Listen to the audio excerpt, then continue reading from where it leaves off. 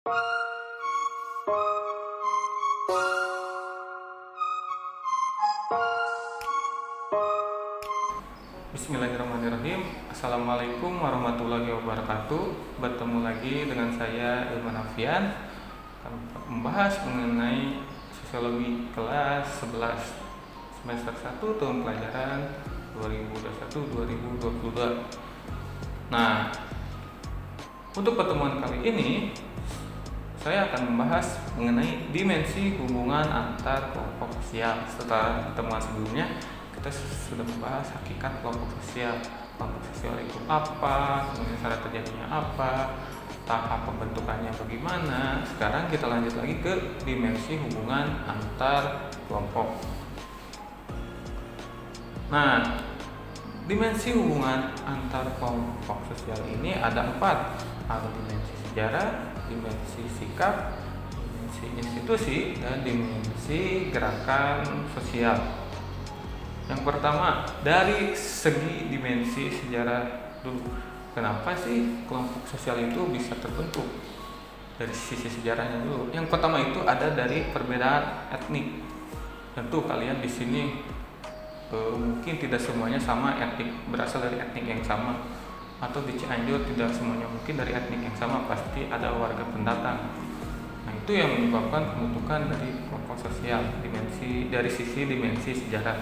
Nah, untuk etnik sendiri dibagi lagi menjadi 3 perbedaan etnik itu. Ada etnosentrisme. Etnosentrisme ini merupakan istilah di mana budaya etnik kita sendiri dianggap lebih baik dari budaya lain. Contoh, misalnya budaya Sunda itu kita mengagung-agungkan budaya Sunda mah lebih mantap, lebih keren. Nah, itu adalah etnosentrisme. Kemudian persaingan. Tidak dapat dipungkiri perbedaan etnik ini dapat menimbulkan persaingan. Misalnya etnik Jawa dengan etnik Sunda atau ras kulit putih dengan ras kulit hitam, itu akan menimbulkan persaingan. Yang berikutnya perbedaan kekuasaan. Kalau kalian tahu di Amerika kan dulu itu pemimpin dengan kulit hitam itu sangat dikecam, tetapi lambat laun itu bisa diatasi. Bahkan Barack Obama juga kan bisa memimpin Amerika meskipun dia berkulit hitam. Yang kedua itu dari sisi dimensi sejarah ada perbedaan usia, di mana di sini kalau kalian tahu ada istilah senioritas, di mana yang senior lebih diutamakan atau lebih berkuasa. Nah, itu sehingga timbul kekuasaan dan hak istimewa.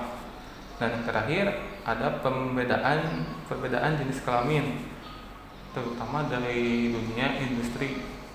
Kalau kalian tahu, kalau kalian lihat atau ada yang rumahnya dekat pabrik, itu rata-rata yang bekerja adalah seorang perempuan.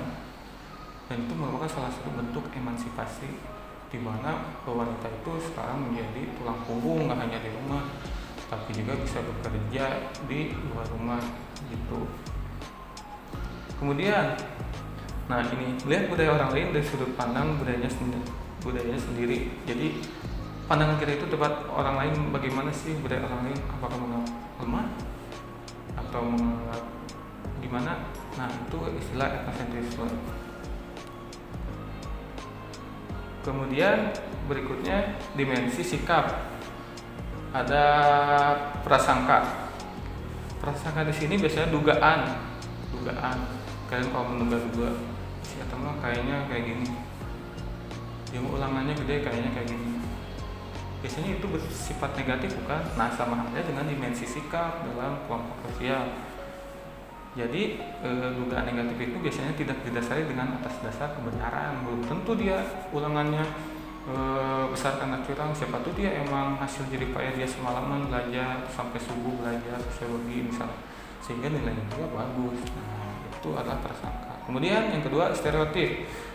Artinya prasangka terhadap karakteristik dari anggota kelompok tertentu yang tergabung dalam kelompok tertentu. Nah, kalau yang tadi hanya negatif aja, yang stereotip ini bisa ada prasangka yang positifnya. Jadi jangan harus selalu negatif thinking terhadap orang lain, kita juga harus positive thinking begitu. Kemudian berikutnya dimensi institusi. Institusi atau lembaga ini selalu identik dengan birokrasi, selalu identik yang namanya kebijakan, pemerintahan. Nah, sama halnya dengan dimensi institusi dalam kelompok sosial juga. Di sini dicontohkan, misalnya petugas administrasi tidak perlu mengenal baik orang-orang dari instansi mana yang akan dihadapinya. Itu merupakan suatu bentuk profesionalitas yang mungkin saat ini sudah jarang ditemukan, karena sudah kalau kita sering mengenal suka ada orang dalam, istilah orang dalam dan lain sebagainya. Nah, itu sangat mencoreng birokrasi di kita sebenarnya. Nah, itu tidak sesuai dengan dimensi itu sini. Nah, sehingga ini tugas kalian nih harus menjadi warga yang transparan, yang akuntabel, yang bisa berpihak seimbang kepada siapa saja, bisa menempatkan diri di mana saja. Kemudian yang terakhir, dimensi gerakan sosial. Ini berhubungan dengan gerakan sosial baik yang diprakarsai oleh pihak yang menginginkan perubahan atau pihak yang menginginkan mempertahankan keadaan yang sudah ada. Dimensi gerakan sosial, misalnya kalau kemarin kalian lihat di Instagram, di Jawa Barat itu ada demo ojol se-Kota Bandung yang memprotes kebijakan PPKM dinilai merugikan mereka, sampai turun ke jalan sampai 200-an motor. Nah, itu termasuk salah satu dimensi gerakan sosial. Dari sekumpulan tersebut sehingga membentuk suatu kelompok sosial kan. Dan kemudian gerakan sosial ini juga